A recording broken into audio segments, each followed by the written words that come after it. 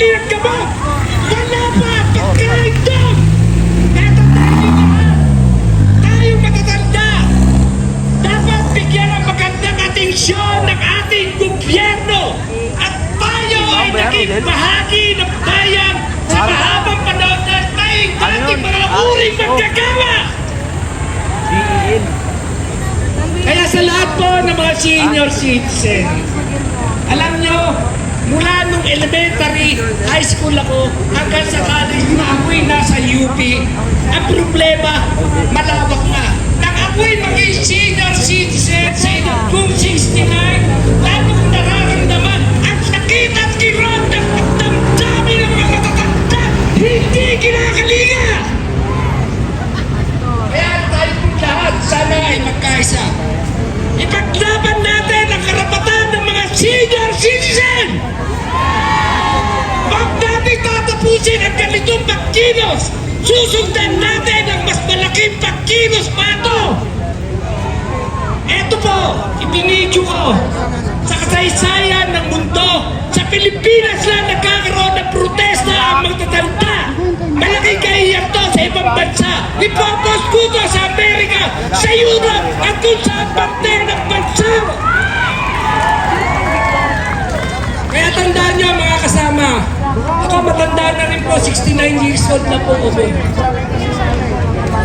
Kaya sana po, yung pakikipaglaban natin para sa karapatan natin, ituloy natin. Sa mga kapulisan natin, meron din kayo mga brand na matatandaan, di ba? Masasaktan din kayo, yung matatandaan nyo kapag nasasagasaan. Kaya sa muli po, maraming salamat po at isang mainit at nag-aalab na damdamin sa hapong ito! Maraming salamat po. May picture niya? Magandang hapon po sa inyong lahat. Si Congressman Marcos, sabi mo na ipasa na. Bakit hanggang ngayon nagrarally pa ang mga senior na to? Hindi nyo alam, maiiisa na sa sasakyan, pero nagbibigil makarating lamang sa lugar na to. Kaya kami nakikiusap, kahit ako hindi senior, pero ako'y pupunta rin sa pagka-senior na yon. Di po ba? May mga magulang din kayo ako mabuti. Ako po ay 75 years old na. Matagal na po akong nag-iintay para ang Universal Social Pension ay may patupad na. Mga kapwa senador ng Pilipinas, nakikiusap po ako na pirmahan na po ninyo ang Universal Social Pension. Ito lang po ang konti ko masasabi para sa karanasan ng mga senior. Tayo po, ang mga bata, ay pinakinabangan ang ekonomiya ng Pilipinas tayo. Kaya dapat na po na tayo'y tumanda, tayo naman po ang pagkukulan ng pansin, ng pagtingin ng mga senador na matagal na po namin inaasam na ipagtupad itong Universal Social Pension. So mga kagalang-galang ng senador, yes, for USP, mabuhay ang senior. Sigaw po tayo, mabuhay ang senior para po sa Universal Social Pension. Mabuhay ang senior! Sige po, pakinggan naman natin ang mensahe ni Sir Philip Baluyo po mula din po sa DESCA. Magandang hapon po. Purihin po natin ang Panginoon dahil alam ko matatagupan tayo ngayong araw na ito. Ako po si Philip Baluyo ng NESCA Santa Rosa, City Director po ng Santa Rosa. Ngayon po, sa totoo lang, kanasama lang namin 150 katao lang. Sinarili po namin sa sakadyang van po ginamit namin dahil mahirap mag-arturo ng truck bus, damit na pa. Kaya nagsarili kami, gumawa kami para makapunta rito at makatulong kay Congressman Mia Magsaysay. Pero ngayon ito, ganito ang hawak ito. Board resolution namin. Ipinasa po namin ito sa mga senador dito sa Senate, kasama ko si Medja. Yan po, nakalagay rito. Board resolution number 11-002. A resolution of the National Senior Citizens Appeal. Ang NESCA for Social Justice, Welfare and Development. Incorporation urging the Senate to pass the Universal Social Pension Bill, House Bill 1-0 po, Tutoy, nakapasa na nga po ito, nakatatlong na nga tayo sa congress eh. Eh, ito na nga to, siguro po, panahon na siguro magigitsin na ng mga nasa Senado dyan. Para ito po yung aproba nila. Maawa na po sila sa atin. Sila rin naman, senior na eh. Kaya siguro ma-aproban itong araw na ito bago tayo magkakaiwalay-walay. Kaya po, tulungan po natin sa pamamagitan ni Congressman Mila Magsaysay. Siya lang po ang tumutulong sa ating mga senior. Kaya po, mga senador, huwag na kayong mag-isip. Aproban nyo na itong hinihingi namin mga senior citizen. Kasi pawala na po kami. Ito na lang magiging legacy namin at magiging legacy nyo rin.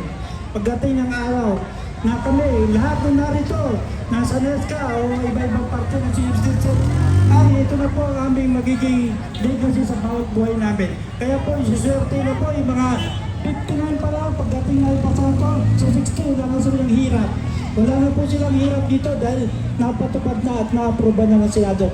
So mula po sa mga pumumunong ng Santa Rosa NESCA, ako po si Philip Baleo, si Director ng NESCA. Maraming pong salamat at ang mataganda ay mahalin natin. Mabuhay ang mga senior! Mabuhay! Salamat po! Yes! Nakakilig na sila kahit pa paano. Nasa na yung ating ano rito. Yung ating ito. Pero thank you so much po and pakinggan din po natin ang representative from Alabang Muntinlupa Senior Citizen Association, Tatay Reynaldo de los Reyes. Hello. Hello, Tess. Magandang hapon po ang bigagalan ko sa inyo lahat. Ako po muli pa ang kaibigan si Kuya Ray. Nagsasabing magandang hapon sa inyo kayo. Napakahirap ng ating kalalagay ang mga senyor. Yung mga senado, pipirma naman yan eh. Sapagkat yan ay may pusong marunong unaw at magmahal. Ang tanong, kung sakaling pirmahan ng mga senado ang ating hinihiling, ang problema, pagdating sa ating bayang-bayan, pagkalabang ka ng alkalde, hindi ka binigyan. Iyon ang dapat nilang lakarin dyan.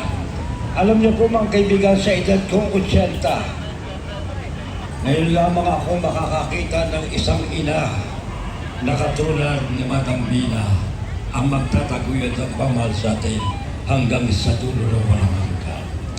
Kaya sa inyo lahat mga kaibigan, inuunod ko sa inyo, marami halos na senador dyan. Nang manalo, ako ho ang nag-a-announcer sa aming bayan.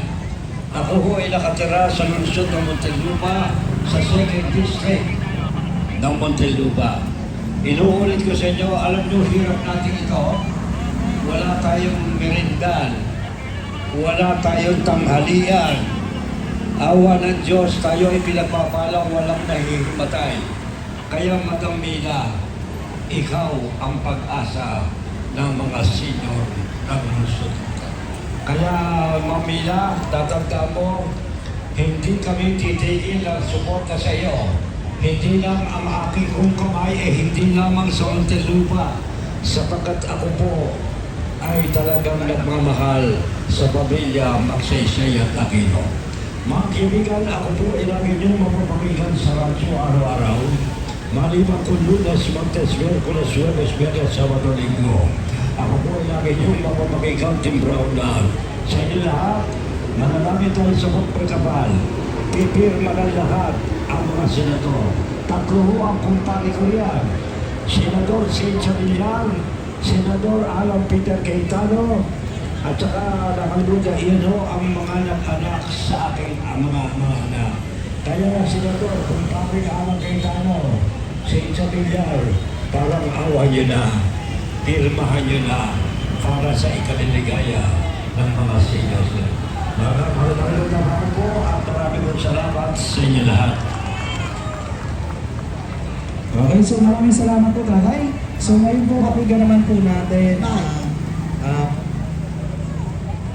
isang panalangin na papamunahan po ni Nanay Pastora Gia Corpus ng District. Salamat.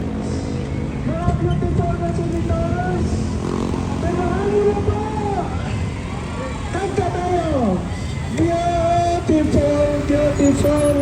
beautiful. I love you, beautiful.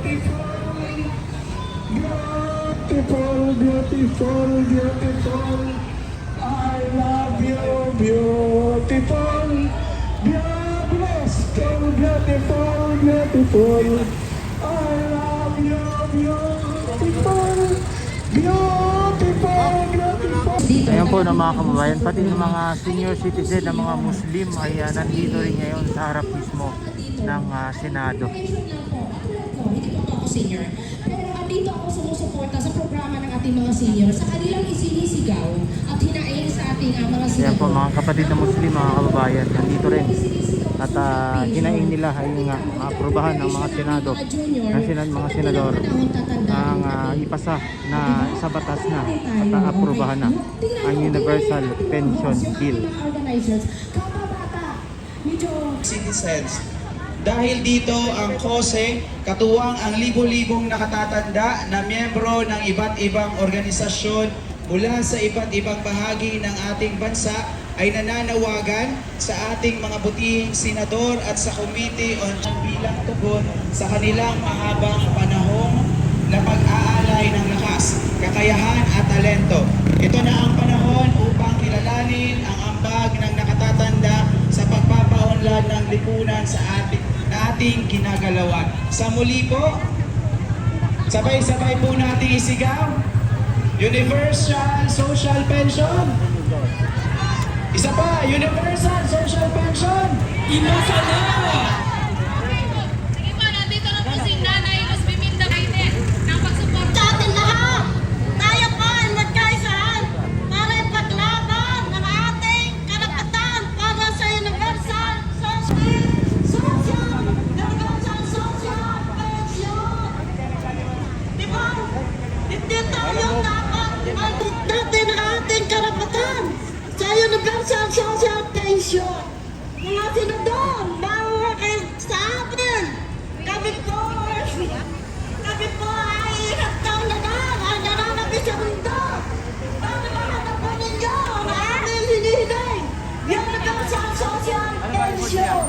Kaya pong sinabak, atin po may boto ang party list senior citizens na si Congresswoman Mira Magsaysay. Wala ba tayo mga palakpak dyan? Palakpakan natin ang ating Congresswoman! Universal Social Pension! Salamat po, salamat! Mga manang ako!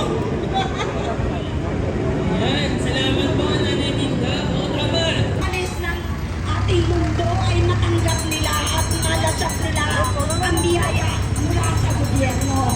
Huwag nyo naman pong pigilan kasi kailangan nila ng pangpagamot. Kailangan nila ng kung anong gusto nilang makain. Kailangan nila ng gustong kung ano yung gusto nilang bilhin. Makikiusap po kami sa inyo kung kayo ay tumitingin sa mga mahihirap na matatanda, respeto sa matanda at mahalin ang mga matatanda. Sinasabi ko sa inyo, please lang, kami po ay nagsusumamo na ibigay niyo ang inyong puso sa ating mga mahal na kasamang matatanda. Sabi nga ni Ma'am Mila Magsaysay, mahalin ang mga matatanda. Pero kung kami ay hindi niyo pagbibigyan, nasaan ang mga puso ng ating senador? Please, tumutok po kayo sa ating mga magulang. Tatanda din kayo. Kakalampagin kayo muli kung hindi nyo ibibigay yan. Kayo po'y magkaisa at magkakaisa rin naman kami. At eto nga ang dami-dami namin. Nagutuman yung iba na pagod. May nahimatay. Meron pang namamasahe, makarating lang dito. Kaya yun po ang panawagan namin sa amin pong grupo ng United Senior Citizen. Yun lamang po. Mabuhay! Mabuhay!